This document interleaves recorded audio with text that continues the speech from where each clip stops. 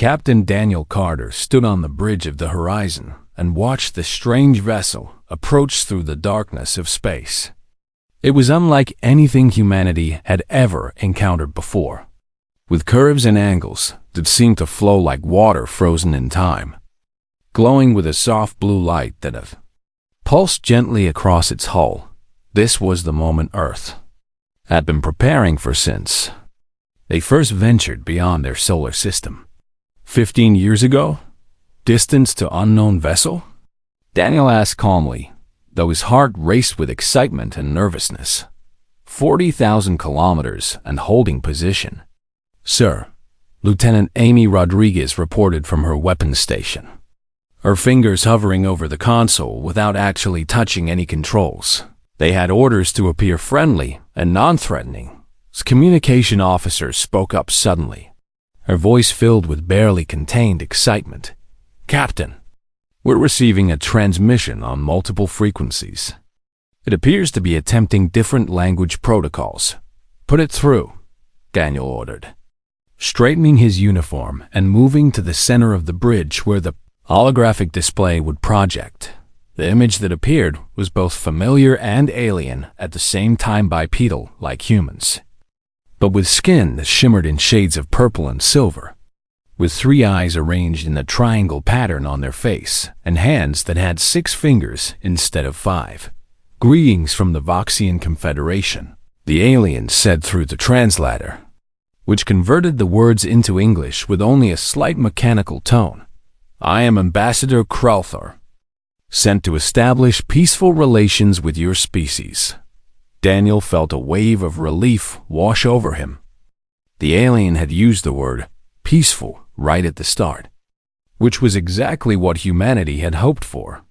I am Captain Daniel Carter of the Earth Defense Force vessel Horizon. He responded with a slight bow, copying a gesture he had seen in the first contact protocols. We welcome you and your peaceful intentions, Ambassador.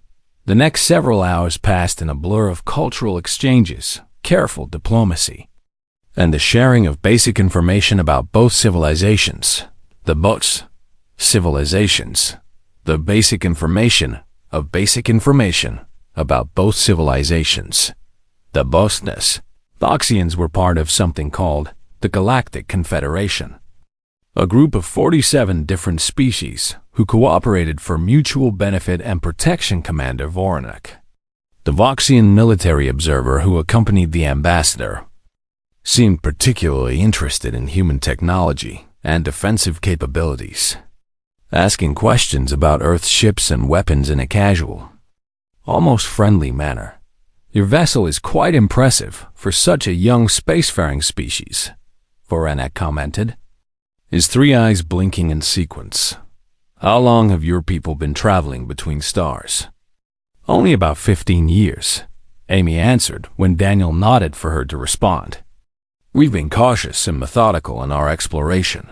Krelther made a sound that the translator interpreted as approval. A wise approach. Many young species expand too quickly and encounter difficulties. Tell us, what defensive systems does your vessel employ? Daniel saw no reason to hide this information. After all, the Voxians had freely shared details about their own energy shields and plasma cannons. Lieutenant Rodriguez, would you provide our guests with an overview of the Horizon's defensive capabilities? He asked. Amy stood and activated a holographic display that showed a 3-dimensional model of their ship. We have multi-layered composite armor designed to absorb kinetic and thermal impacts. Point defense laser arrays for intercepting incoming missiles and debris. Electronic countermeasure suites for jamming enemy targeting systems. And our primary armament consists of 6 railgun batteries, positioned along the forward and lateral sections of the hull. The silence that followed was so complete that Daniel could hear his own heartbeat. Both Voxian representatives had frozen completely, their bodies rigid as if someone had turned them to stone. Krelthers. Translator struggled for a moment before producing words. I apologize, but could you repeat that last part about your primary armament? Amy glanced at Daniel with confusion before responding. Our railgun batteries? They're standard kinetic acceleration weapons. We use electromagnetic fields to launch projectiles at high velocity, typically between 3 and 5% of light speed, depending on the power setting. Voronak made a choking sound that the translator couldn't interpret, and his skin shifted from purple to a pale gray color. How many of these weapons does your fleet possess? Krelther asked, and there was something different in his voice. Now something that sounded almost like fear. Daniel felt the first stirrings of concern but answered, honestly, the Horizon has 6 batteries, and we have 12 ships of this class currently in active service, plus another 30 vessels of various sizes equipped with smaller railgun systems for defense. Is something wrong, Ambassador? The two Voxians exchanged looks that clearly communicated alarm, and Krelther spoke rapidly in his own language before the translator caught up. Captain Carter, we must request an immediate private conference with our home-world leadership. This is a matter of extreme urgency. Of course, Daniel agreed, trying to keep his tone calm and diplomatic. We'll give you complete privacy for your communications. As soon as the transmission to the Voxian ship was secured on their end, Amy turned to her captain with worry clear on her face. Sir, what just happened? She asked. Did I say something wrong about our weapons? Daniel shook his head slowly, watching the Voxian vessel on the main screen.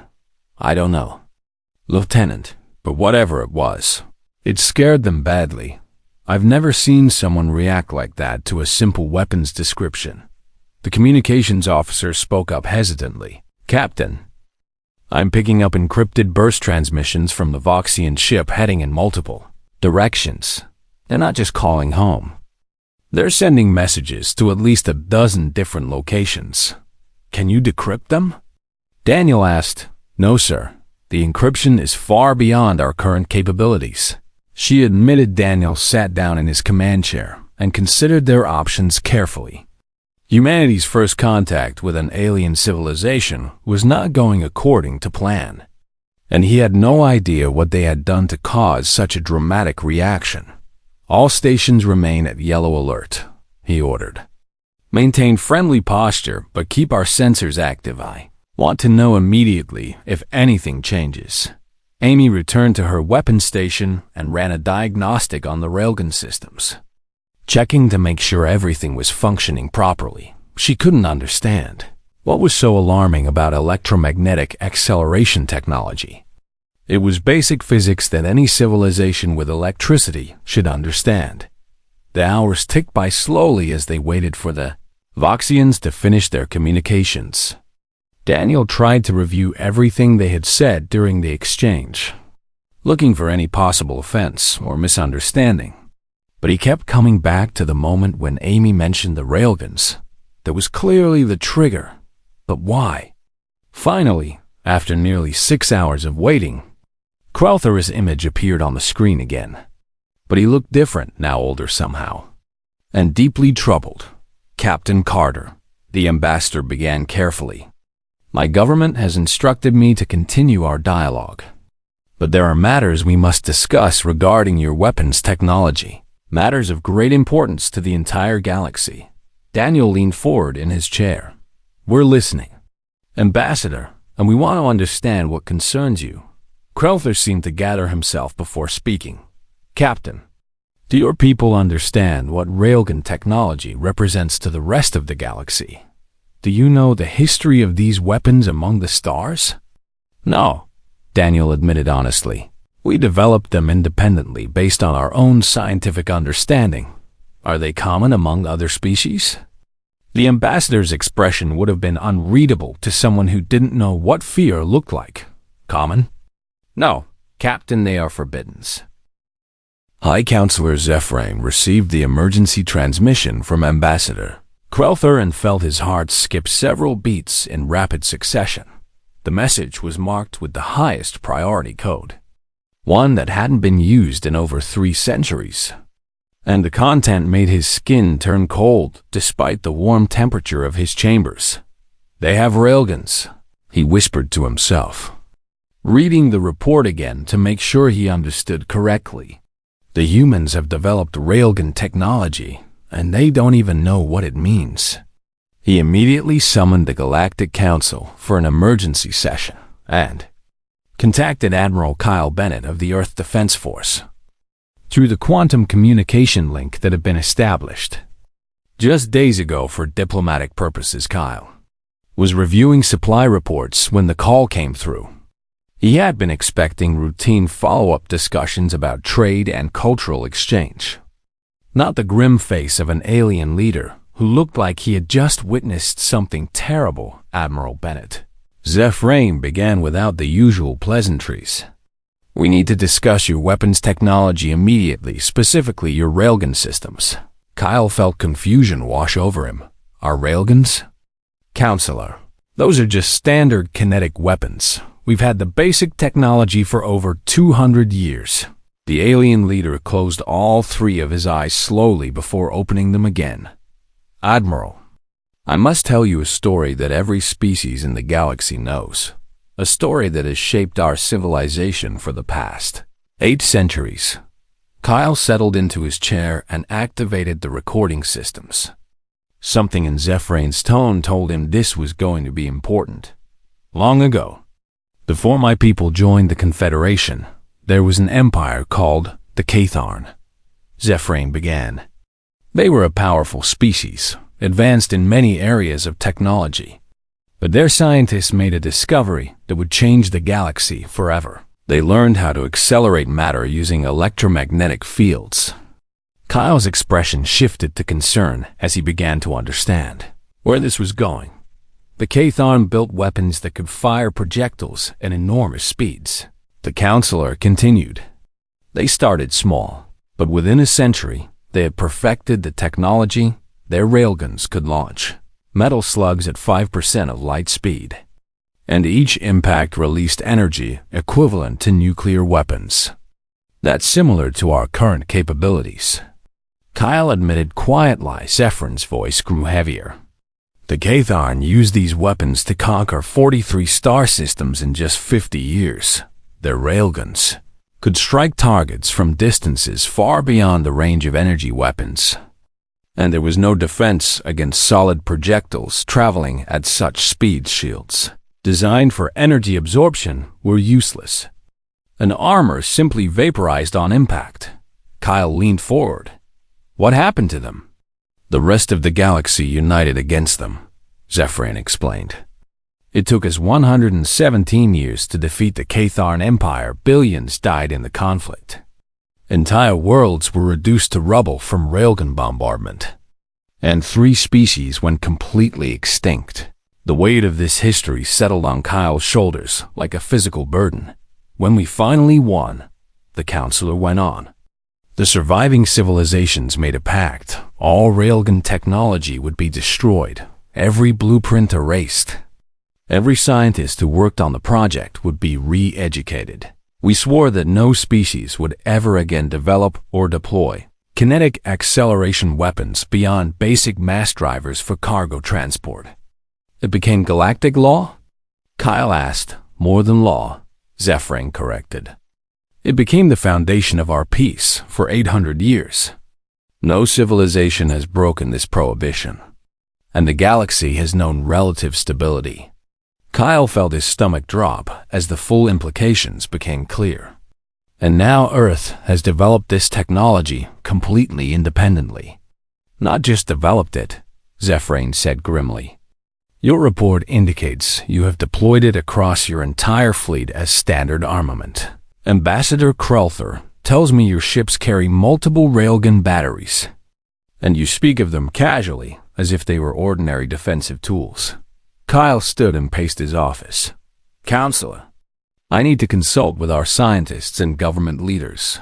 We had no idea this technology carried such significance. Within hours, there Lisa Chang found herself in a high-level meeting with Earth's top officials, explaining the physics behind railgun technology to people who only understood that their peaceful exploration fleet had apparently terrified the galaxy. "It's just electromagnetic acceleration," Lisa explained. gesturing at the diagrams on her screen. We use superconducting coils to generate powerful magnetic fields, which push conductive projectiles down a barrel. The longer the barrel and the stronger the fields, the faster the projectile goes. And this is considered war crime technology? President Marcus Webb asked from his seat at the head of the conference table, according to the Voxians. Yes, Admiral Kyle Bennett confirmed. They say the last civilization to deploy these weapons nearly conquered half the galaxy. Lisa shook her head in disbelief. But the physics is straightforward. Any species with electrical technology should be able to figure this out. Apparently, they choose not to, Kyle replied. After their war with the Catharn Empire, the galactic civilizations agreed to prohibit this entire line of weapons development. What are our options? The president asked before anyone could answer. The communications alert sounded. The Galactic Council was requesting an immediate session with Earth's leadership. The holographic chamber filled with representatives from dozens of alien species, each one looking at the human delegation with expressions ranging from fear to outright hostility. Historian Telmer, an ancient being from a species that had survived the Catharn Wars, spoke first in a voice that trembled with old memories. We watched worlds burn under railgun fire.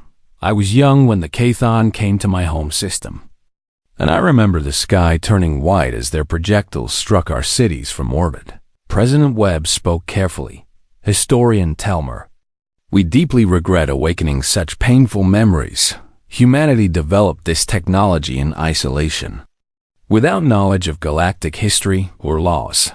Ignorance is no excuse, declared Counselor Threndak, an aggressive-looking being from the Harvan Collective. You possess weapons of mass destruction that are banned by civilizations across the galaxy. You must disarm immediately. With respect, Dr. Lisa Chang interjected. We cannot simply abandon technology that we developed through our own scientific research. Railguns are integrated into our entire defense strategy. Then you admit you refuse to comply with galactic law? Threndak challenged Admiral Bennett to step forward. We admit that we need time to understand the situation and discuss our options. You can't expect us to strip our defenses based on laws we didn't know existed until a few hours ago. The council chamber erupted in dozens of alien languages, all speaking at once. Some voices called for patience and diplomacy, while others demanded immediate action against the human threat. High Counselor Zephyrain raised his hands for silence. The Confederation will deliberate on this matter. Humanity will be given 48 hours to present their response to the Council's concerns. As the session ended, Kyle turned to President Webb. Sir, we need to prepare for the possibility that they won't accept any answer we give them. You think they'll attack? Webb asked quietly. I think they're terrified, Kyle replied. And fear makes people do dangerous things. We need to alert our fleet and prepare for any scenario. Lisa looked at the data on her tablet. Running calculations. Admiral, if they do send ships against us, our railguns have twice the effective range of their energy weapons based on what the Voxians shared about their technology. That won't comfort them, Kyle said grimly. That's exactly what scares them across the galaxy. The Galactic Council convened in secret session. Counselor Threndak argued passionately for immediate military intervention. We cannot allow another Catharn Empire to rise. We must strike now while they are still weak and unprepared. They demonstrated no hostile intentions, Zephyrain countered. They shared their technology openly during first contact, because they don't yet understand what they possess, Threndak insisted. But when they realize the power they hold, do you truly believe they will remain peaceful? The vote was close, but fear won over hope. The Council authorized the deployment of a peacekeeping fleet to Earth with orders to enforce disarmament by whatever means necessary. No one bothered to inform humanity that warships were already on their way. The ceasefire held for exactly 3 hours before everything started falling apart again. Commander Jake Morrison watched his sensors carefully as the alien fleet maintained their position just outside weapons range. But he could see smaller vessels detaching from the main group and moving in different directions. They're deploying scouts. Science Officer Patricia Kim reported.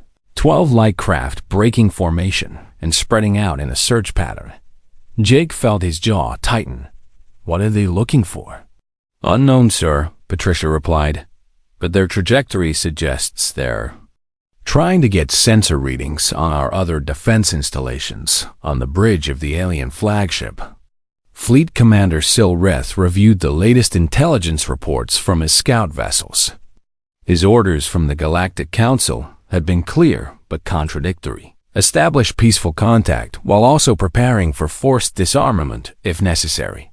Sir, the human defense network is more extensive than we initially estimated, his tactical officer reported. We've identified at least 6 major orbital platforms, 32 armed vessels of various sizes, and multiple ground-based installations with railgun capabilities. Silrith's skin shifted to a darker shade that indicated stress. How many total railgun batteries? Conservative estimate places it at over 200 weapon systems. The officer said quietly, each capable of the kind of destruction we witnessed earlier. The fleet commander realized with growing concern that his 30 ships were vastly outnumbered in terms of effective firepower. The humans might have fewer vessels, but each one carried weapons that could strike from distances his fleet couldn't. Match Admiral Kyle Bennett coordinated Earth's defensive posture from his command center, pulling up tactical displays that showed every asset humanity had scattered. Across near-Earth space, we need to present a united front without appearing aggressive. That's a delicate balance. His second-in-command observed. Everything about this situation is delicate. Bennett agreed. Get me Commander Morrison and Captain Grant on a joint channel. Captain Olivia. Grant commanded a squadron of 6 fighter craft that patrolled the space between Earth and Mars. Her ships were small and fast, designed for interception and escort duties rather than heavy combat, but each one carried a single railgun for self-defense. Admiral, my squadron is ready for whatever you need. Olivia reported crisply when the connection was established. I need you to perform a training exercise. Bennett told her, standard combat maneuvers at full speed. I want those alien sensors to get a good look at what our pilots can do. Olivia grinned despite the tension. Understood, sir, putting on a show. Jake Morrison added his own insight. Admiral, I think the demonstration helped, but they're still probing our defenses. They need to understand we're not just powerful. We're also controlled and disciplined. Agreed, Bennett said.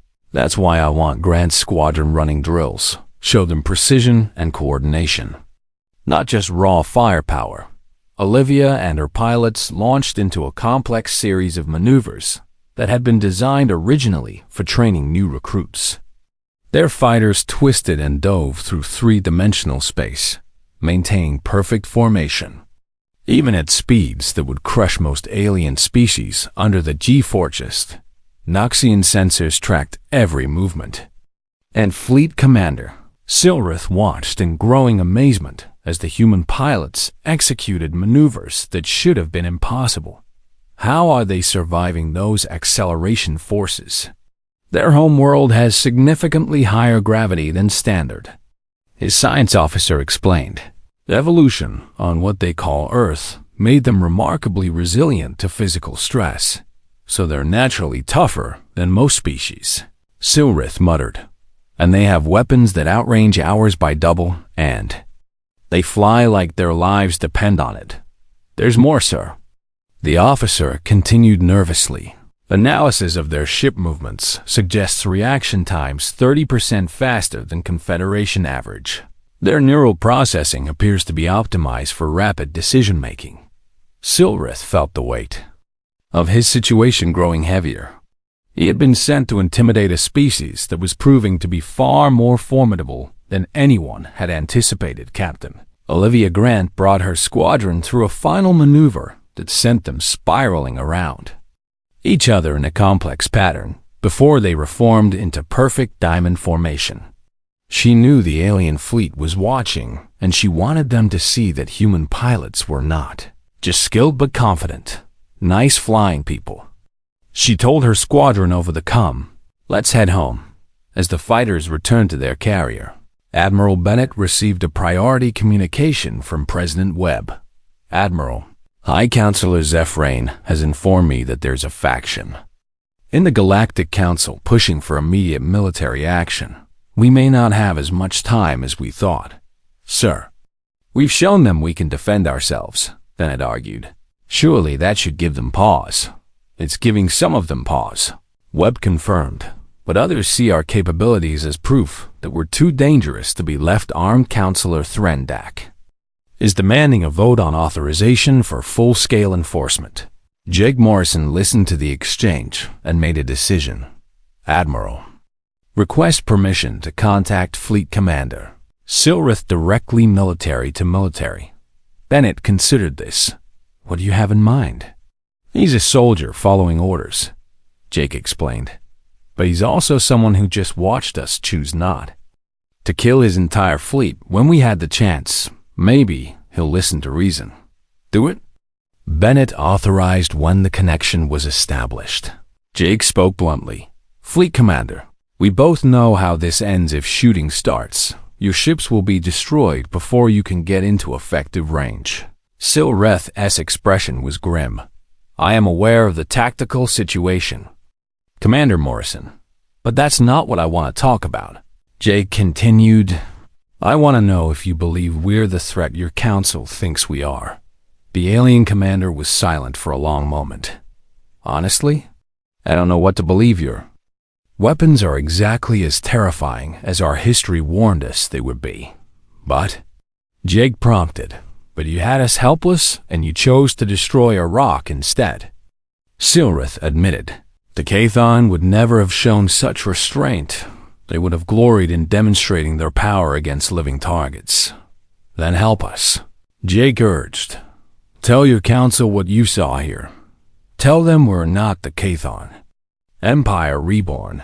Silrith looked at something off-screen before responding. "I have already sent my report.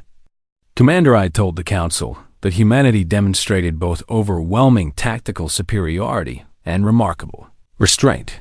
Did it make a difference?" Jake asked. "Some council members are reconsidering their position," Silrith said carefully. "Others remain convinced you must be disarmed, regardless of your intentions. Fear is a powerful force. So is trust," Jake countered. "And trust has to start somewhere." "Fleet Commander." Silrith made a choice that would define his career. "Commander Morrison, I am formally proposing a face-to-face meeting between our leadership, neutral ground. Limited security details, honest dialogue. I'll recommend it to my superiors." Jake promised. When Admiral Bennett heard the proposal, he immediately took it to President Webb. "Sir, this could be our chance to de-escalate." Webb considered the risks. "Or it could be a trap." "Silrith had us in his sights and chose not to fire," Bennett reminded him. "Just like we had him in our sights and chose not to fire. Maybe mutual restraint is enough to build on. Set it up." Webb decided, "But choose the location carefully, somewhere that favors neither side." Within hours, both sides agreed to meet at a neutral station near Jupiter, far enough from Earth that the humans couldn't easily reinforce, but close enough that they could respond if needed. The alien fleet would maintain position while a small delegation traveled to the meeting point as preparations began. High Counselor Zephrane sent a private message to President Webb. "I hope you understand the opportunity before us. This could be the first step toward true peace. Or it could be the last chance to avoid a war neither of our peoples can afford." Webb typed his response carefully. "We understand. Counselor, humanity is ready to talk." Commander Jake Morrison was finishing his second cup of coffee when the alarms started blaring throughout the defense station sentinel. He had been reviewing maintenance schedules for the orbital platform that protected Earth's lunar installations. not expecting anything more exciting than paperwork and routine patrols. "Commander, we have multiple contacts entering the system," Science Officer Patricia Kim called out from her station, her voice tight with tension. "I'm counting at least 30 vessels of unknown configuration approaching from the outer rim." Jake set down his coffee and moved quickly to the command center. "Distance and trajectory? They're at the edge of our sensor range, approximately 2 million kilometers out and closing," Patricia reported, her fingers dancing across her console as she gathered data. "Their formation suggests military organization. Have they responded to our identification requests?" Jake asked, feeling his pulse quicken. "Negative, sir," the communications officer replied. "We've sent greetings on all standard frequencies, but they're maintaining radio silence." Jake considered his options carefully. Earth had been on high alert since the tense Galactic Council session yesterday, but no one had expected an actual fleet to arrive this quickly. "Bring all defensive systems online," he ordered. "And get me a direct line to Admiral Bennett immediately." On Earth, President Marcus Webb was in the middle of preparing humanity's formal response to the Council's demands when news of the approaching fleet reached him. He had been crafting careful diplomatic language about gradual disarmament and technology sharing, not preparing for an invasion. How long until they reach Earth? He demanded, at current speed, approximately 6 hours. Admiral Kyle Bennett informed him through the secure channel. "Commander Morrison has the Sentinel on full alert, and we're scrambling every available ship to defensive positions. Have they made any hostile moves?" Webb asked. "Not yet," Bennett admitted. "But they're not responding to our hails either. It's textbook intimidation tactics." Webb slammed his hand on the desk. "Get me High Counselor Zephyr now. We need to know what's happening." But when the connection was established, Zephyr looked genuinely shocked. "President Webb, I knew nothing of this fleet deployment. The council session ended with agreement to wait for your response." "Then who authorized this?" Webb demanded.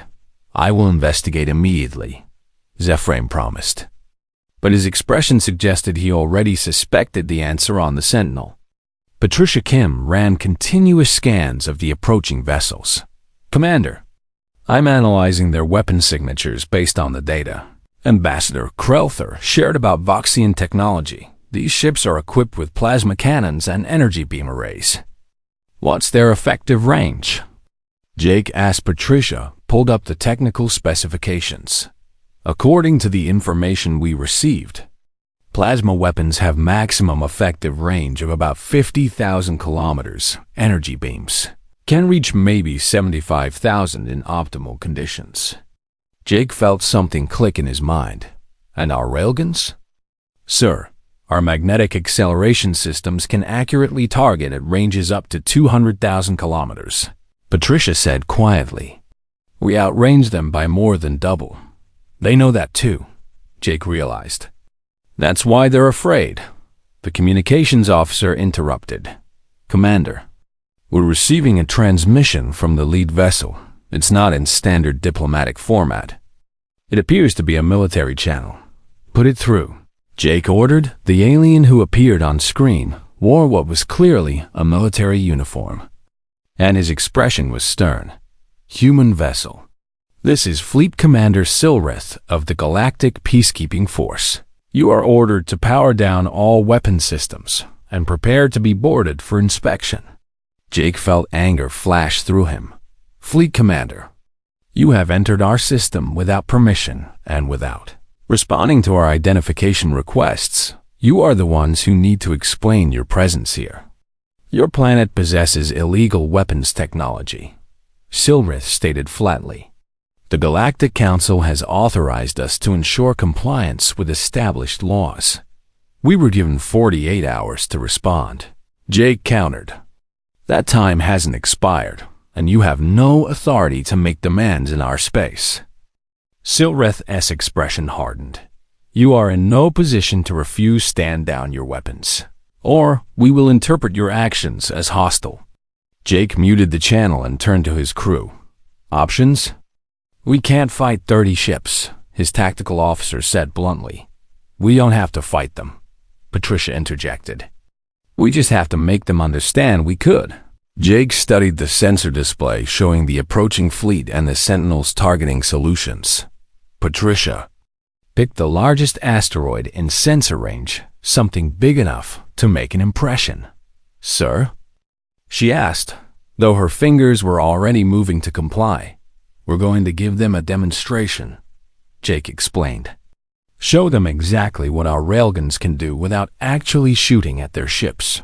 If they're smart, they'll reconsider their approach. He opened the channel again. Fleet Commander Silrith. We have no desire for conflict, but we will defend our home. I'm going to show you why you should think very carefully before proceeding. Are you threatening us? Silrith demanded. I'm educating you, Jake replied calmly. Patricia, target asteroid designation Charlie 7 and fire a single railgun round. The Sentinel's primary railgun battery hummed with power as magnetic coils charged to full capacity. The massive barrel aligned with mathematical precision on an asteroid roughly 2 kilometers across that orbited between Earth and Mars.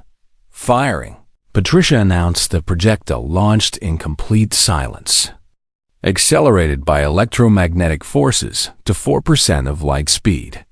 It crossed the distance to the asteroid in less than 30 seconds, and when it struck, the result was spectacular. The kinetic energy of the impact vaporized the entire asteroid instantly. Rock that had existed for billions of years simply ceased to exist in a fraction of a second, replaced by an expanding cloud of superheated plasma that glowed bright enough to be visible from Earth. The alien fleet's sensors recorded every detail of the destruction, and Fleet Commander Silrith watched in horror as his tactical computer calculated what would have happened if that shot had been aimed at his flagship. They could have destroyed us before we even knew we were in range.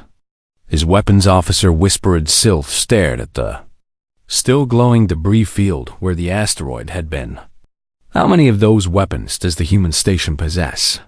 Sensors indicate 8 railgun batteries, the officer replied. All currently tracking our vessels on the Sentinel. Jake watched the alien fleet's formation waver. Fleet Commander, you now understand what we're capable of. But notice that we chose to destroy a rock instead of firing on your ships. We had you at our mercy, and we showed you mercy. Jake continued. That should tell you something about humanity's intentions. Silrith made a decision that would later be credited with preventing a war. All ships, halt your advance and hold position, human vessel. I request a ceasefire while we discuss this situation. Granted, Jake agreed. But our weapons stay online. Understood, Silrith acknowledged. Realizing he had no choice, the fleet commander immediately sent an urgent message back to the Galactic Council. This is Silrith reporting. The humans had clear tactical advantage and chose not to engage. Repeat. They showed restraint when they could have destroyed us. I am recommending immediate reconsideration of our approach. High Counselor Zephyr received the message and felt profound relief. Humanity had passed a crucial test without even knowing they were being tested. Counselor Threndak, however, reacted with fury. This changes nothing. They possess forbidden weapons and must be disarmed. They possess those weapons and chose not to use them, Zephyr countered. The Catharn would have fired without hesitation. Perhaps these humans are different. The debate raged through the council chambers while Jake Morrison kept his weapons trained on the alien fleet, and President Webb tried desperately to establish diplomatic channels before someone made a fatal mistake. Admiral Bennett stood in Earth Defense Headquarters watching tactical displays. We're balanced on a knife edge, one wrong move from either side, and this turns into a shooting war. Then we better make sure we don't make that wrong move, Webb said firmly. The neutral station orbited Jupiter at a distance that kept it safely away from the planet's intense radiation belts. It was a small facility that had been built by humanity for refueling and resupply operations. But now it hosted the most important diplomatic meeting in human history. President Marcus Webb arrived aboard a small shuttle with minimal security, accompanied only by Admiral Kyle Bennett and Dr. Lisa Chang. He had insisted on keeping the delegation small to show good faith, though part of him worried this might be a fatal mistake. High Counselor Zephrain's shuttle docked on the opposite side of the station at exactly the same moment, demonstrating the careful coordination that both sides had agreed upon. He brought Fleet Commander Silrith and an ancient being introduced as Elder Mashallah, whose species had witnessed the Catharn Wars firsthand. The two groups met in the station's central conference room, which had been stripped of any decorations or symbols that might favor one side over the other. It was just tables, chairs, and the cold reality of decisions that needed to be made. "Thank you for coming," Webb began, choosing to speak first as a gesture of openness. "We understand the fear our weapons have caused, and we want to find a path forward that works for everyone." Zephrain inclined his head respectfully. "We appreciate your willingness to negotiate." President Webb. Many on the council expected humanity to refuse dialogue entirely. "We're not the Catharn Empire," Webb stated firmly. "And we never will be." Elder Mashallah spoke for the first time, her voice carrying the weight of centuries. "Words are easy." President Webb. The Catharn also promised peace in the beginning, before their hunger for conquest grew too strong to resist. Dr. Lisa Chang stepped forward. "Elder, with respect, may I explain how humanity developed railgun technology? Perhaps understanding our history will help address your concerns." The ancient being gestured for her to continue. Lisa activated a holographic display showing Earth's timeline. "We discovered electromagnetic principles in the late 1700s by your calendar. At first, it was just scientific curiosity, trying to understand how nature worked. The images shifted to show early experiments and gradual technological progress. By the 1900s, we had developed basic electromagnetic acceleration for research purposes." Lisa continued, "But Earth was and is a harsh world, higher gravity than most inhabited planets, extreme weather variations, and unfortunately, we spend much of our history fighting each other. This drove weapons development," Silrith observed. "Yes," Lisa admitted without shame. "We were not unified as a species until quite recently. Our conflicts pushed rapid innovation in many areas, including military technology." She showed footage of Earth's diverse environments and the challenges they posed. Survival on our world required strength, adaptability, and constant innovation. Railguns emerged from that same drive to solve problems through applied physics. Elder Mashallah studied the human carefully. "You speak of your violent history without trying to hide it, because hiding it would be pointless." Lisa replied, "We are what our world made us: tough, inventive, and yes, capable of great violence, but also capable of learning from our mistakes." Webb took over the explanation. "We unified our world 30 years ago. After narrowly avoiding nuclear war, we learned that cooperation serves us better than conflict. And we've built our entire spacefaring culture on that principle. Then why maintain such powerful weapons?" Zephrain asked. Admiral Bennett answered this time, "Because the universe is vast and unknown. We had no idea there were other civilizations out here, and we needed to be able to defend ourselves against whatever we might encounter. A reasonable precaution," Silrith admitted. "I would have done the same in your position." Webb saw an opening. "Fleet Commander, you witnessed our capabilities firsthand. Do you believe we're planning conquest?" Silrith considered his words carefully before responding. "No. I do not. Conquerors don't give warnings. They don't show restraint. And they don't agree to negotiations when they hold overwhelming tactical advantage." Some on the council would disagree with that assessment. Zephrain said quietly, then some on the council are letting fear blind them to reality, Elder Mashallah declared. Surprising everyone in the room, the ancient being stood slowly. I have lived through centuries of galactic history, and I remember the Cathon Wars with perfect clarity. These humans are not Cathar. How can you be certain? Zephyrain asked. Because the Cathon gloried in destruction, Mashallah explained. They broadcast their victories. They made monuments to their conquests. They wanted the galaxy to fear them. These humans destroyed an asteroid and then immediately offered to talk. Webb felt hope stirring. Elder Mashallah, what would it take for the Council to accept our presence with our current weapons? The ancient being turned her wise eyes on the human leader. Trust cannot be built in a single meeting. President Webb, but perhaps we can build a framework for that trust to grow over the next several hours. The group hammered out the basics of an agreement that would shock the Galactic Council. Dr. Lisa Chang proposed sharing railgun technology under strict oversight rather than abandoning it entirely. If you try to suppress our technology, you'll only drive it underground, she argued. But if you bring us into the galactic community and help us understand your concerns, we can work together. Zephyrain was skeptical. You would share weapons technology that gives you such advantage? We would share it under conditions that ensure it's used only for defense, Webb clarified. Think of it as mutual accountability. You get transparency into our capabilities. We get guidance from your experience. Fleet Commander Silrith surprised everyone by supporting the idea. It has merit. Council attempting to disarm them by force would cost thousands of lives, and even if we succeeded, the resentment would guarantee future conflict. And if we try to isolate them, Mashallah added, they will continue developing weapons in secret, possibly creating technology even more dangerous than what they have now. Zephyrain was quiet for a long moment. You're proposing we bring humanity into the Confederation as provisional members?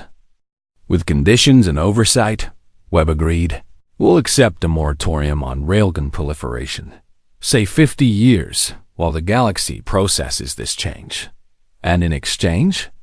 Zephyrain asked. Full membership rights, Admiral Bennett stated. Access to galactic trade, cultural exchange, technological cooperation in non-weapons areas, and a voice in council decisions. Some species will never accept this, Zephyrain warned.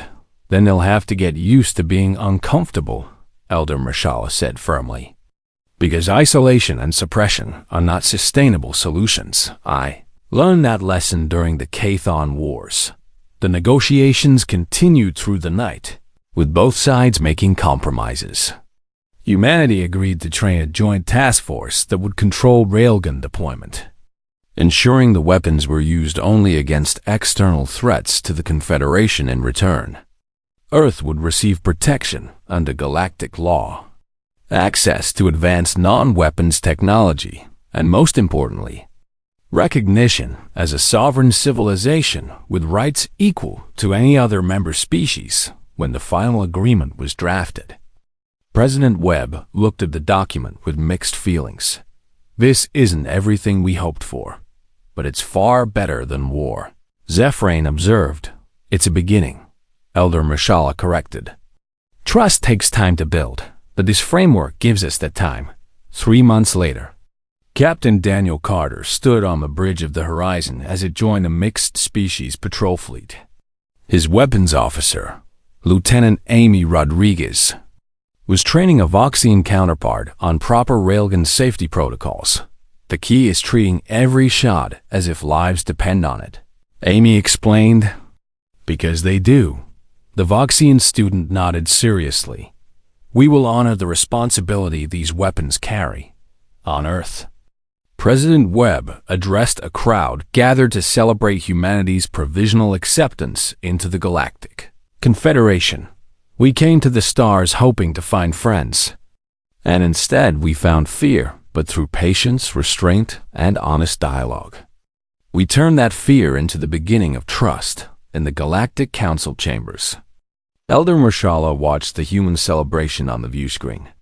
They may yet teach us something important, that strength wielded with wisdom is more powerful than strength wielded with fear.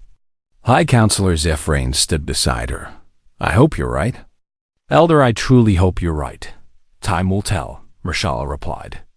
But I believe these humans understand something the Cathar never did, that the greatest victories come not from conquest, but from choosing peace when you have the power to choose war.